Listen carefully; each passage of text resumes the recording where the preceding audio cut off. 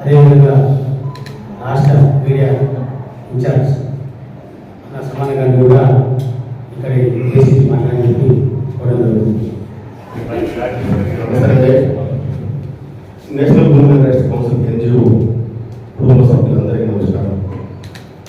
ఈరోజు ఈ సమావేశాన్ని తీసుకుని ఇక్కడ ఏర్పాటు చేసిన శ్రీనివాస్ గారికి కూడా ప్రత్యేక అలాగే మోషన్స్ కాలేజ్ చైర్మన్ అరమణ వేణుగోపాల్ గారికి కూడా ప్రత్యేక ధన్యవాదాలు.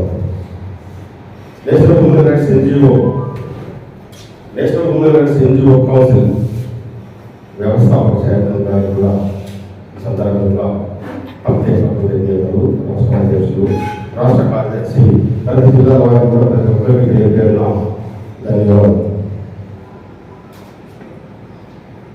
నేషనల్ హ్యూమన్ రైట్స్ కౌన్సిల్ ఒక ప్లాట్ఫామ్ ఏర్పాటు చేయాలంటే ఈ స్వార్థపూరిత సమాజంలో చాలా కష్టం.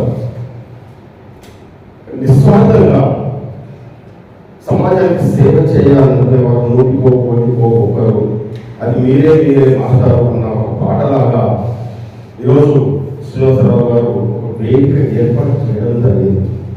ఆయన కోసం కాదు, మన కోసం కాదు, బాధితుల కోసం ఏర్పాటు చేయడం జరిగింది. అంటే బాధితులకు అవసరాలు కలిసి నిస్వార్థంగా ఈ సంస్థలో పనిచేసిన వారికి జీతాలు ఉన్నాయి, ఏమున్నాయి, నిస్వార్థంగా సోషల్ సర్వీస్ మాత్రమే. మరే అన్ని ఖర్చులు ఉంటాయి. సమాజంలో ఉందాక ఒక తల్లి చెప్పింది, నాకు చాలా ఆశ్చర్యం అనిపిస్తుంది. ఆ తల్లి పదాలకు వందనాలు చేయాలి, చాలా చక్కగా మాట్లాడింది. అదే మహిళల్లో కూడా నేషనల్ హ్యూమన్ రైట్స్ కౌన్సిల్ అంటే ఒక ఆసక్తి ఏర్పాటు, ఒక ఆయుధం. నేషనల్ హ్యూమన్ రైట్స్ కౌన్సిల్ అంటే ఆయుధం, ఒక ఆయుధం అంటే లైసెన్స్ ఉన్న ఆయుధం లాగా. ఆయుధాన్ని పట్టుకొని కూడా మనకు న్యాయం చేయవలసిన ఇందాక హుస్నాబాద్ మండలానికి చెందిన వారు కూడా చెప్పడం జరిగింది. కానీ ఒకటి ఏంటంటే ఈరోజు ఒక ఆదివారం రావడం, చాలా పెళ్లి ఉండడం కూడా మనకు 500 మంది దాకా వచ్చిన రాలేకపోయారు. ఒకసారి ఏర్పాటు చేస్తే మ్యాక్సిమం 1000 మంది దాకా వస్తారు. మీరు హైదరాబాద్ వెళ్తారా, వరంగల్ వెళ్తారా, ఎక్కడ పెట్టుండే మ్యాక్సిమం హైదరాబాద్ నుంచి 1000 మంది వస్తారు. మహిళలు అయితే తండాలు వస్తారు. నేను ఇందాక నా తల్లి వచ్చింది, ఆ తల్లికి ఈ అందరం కూడా ఆ తల్లి పేరు చాలా చక్కగా మాట్లాడింది. అమ్మకి పేరేంటి? నేను లోపల నుంచి పదాలను నమస్కరిస్తున్నాను.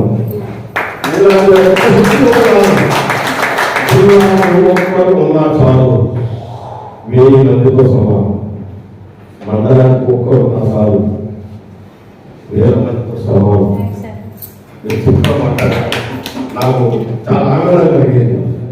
కాబట్టి ఏంటంటే ఈ మన national human rights council NGO ఇంకా ముందు చాలా ముందుకు వెళ్ళాల్సిన అవసరం ఉంది. ఇప్పటికే జాతీయ స్థాయి నుండి గ్రామీణ స్థాయికి నేషనల్ హ్యూమన్ రైట్స్ కౌన్సిల్ అంటే దాని పేరు ప్రఖ్యాతలు ఎక్కడ ఉన్నాయి, దానికి మూలాలు ఎక్కడ ఉన్నాయి. శ్రీనివాసరావు గారి దగ్గర నుండి మనకు వచ్చినది. శ్రీనివాసరావు గారు ఎంతో నిస్వార్థంగా ముందుకు వచ్చి అనేక ఆర్థిక లోటుపాట్లను ఎదుర్కొని ఈరోజు ఆయన చేసే ఆయన వచ్చే వేతనం సరిపోతుంది.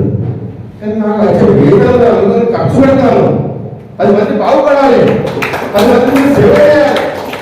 ఈ నా టీంలో 10 మంది కావాలి, 100 మంది కావాలి, 1000 మంది కావాలి, 1,00,000 మంది కావాలి.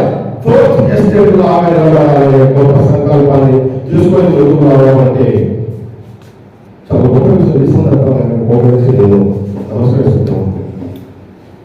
నీతి న్యాయం ధర్మం చచ్చిపోయిన ఈ రోజుల్లో నీతి న్యాయం ధర్మం చచ్చిపోయింది. స్వార్థమే విచ్చలవిడిగా నింపుతున్న ఈ సమాజంలో నిజాన్ని చెప్తే ఎవరు నమ్మే పరిస్థితిలో లేదు. అబద్ధాలనే ఆలోచనలు కూడా స్వీకరించి సమాజంలో వాళ్ళు స్వీకరించులుగా అవుతున్నారు. అలాంటి వారిని నీతి న్యాయం ధర్మం స్వచ్ఛందంగా సామూహికంగా అంతర్బంధించడానికి కూడా national human rights council India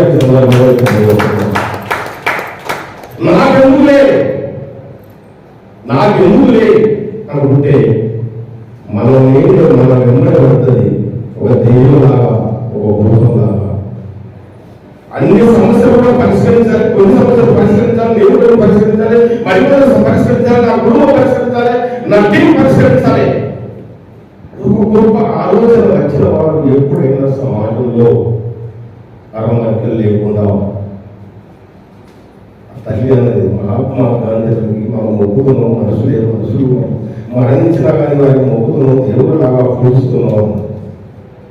అలాంటి దేవుడు కావాలని ఆలోచనతోనే ఎవరో ఒకరు ఎక్కడి నుంచో పుట్టుకు వస్తారు. ఆ పుట్టుకొచ్చిన వ్యక్తి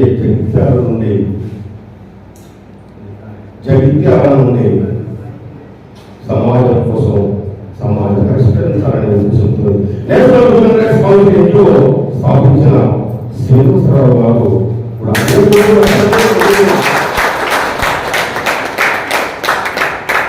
సమాజంలో ఎందరో పోతారు.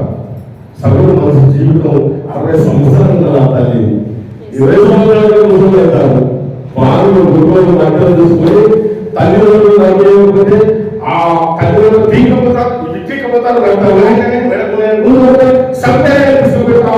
జల్సాలు చేసుకుంటారు. అలాగే వాళ్ళ కోసమైన ఒక వాసన నిలబడించిన నేషనల్ హ్యూమన్ రైట్స్ కౌన్సిల్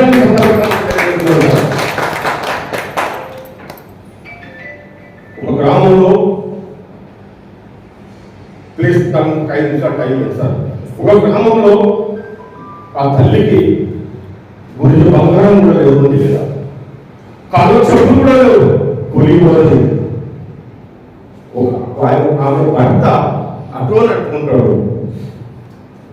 కానీ వాళ్ళ కడుపులో పుట్టిన బిడ్డ హైదరాబాద్ లో చదువుకుంటుంది.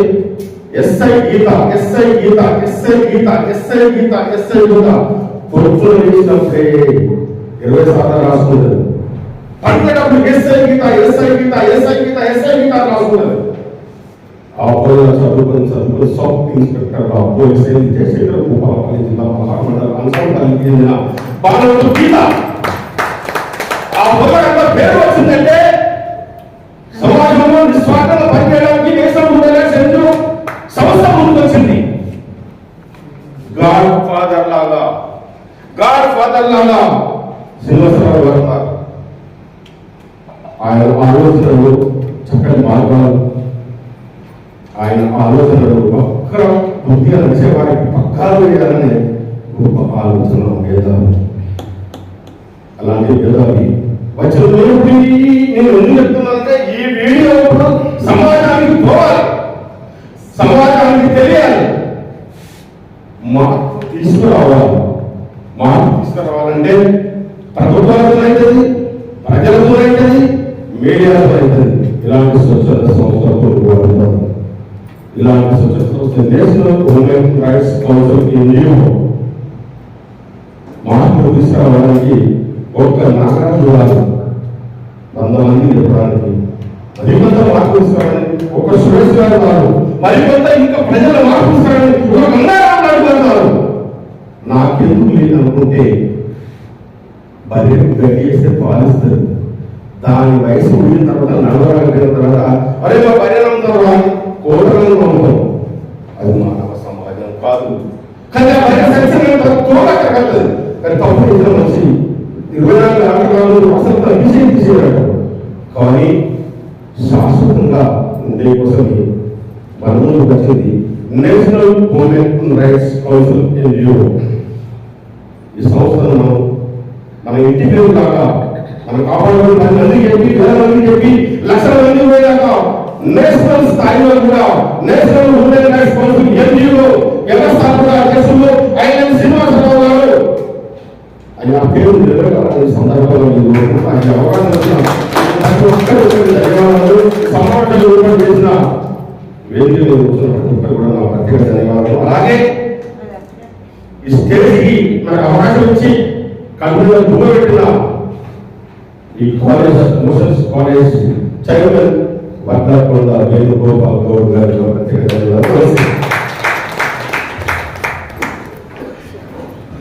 రామన్నానికి ప్రత్యేక ధన్యవాదాలు. చెప్పుకుంటూ వివరంగా ఎమ్మెల్యేస్లో ఎలా పనిచేస్తే ఎలా ఉంటే బాగా చెప్పడం జరిగింది. థ్యాంక్ యూ అన్న, ధన్యవాదాలు.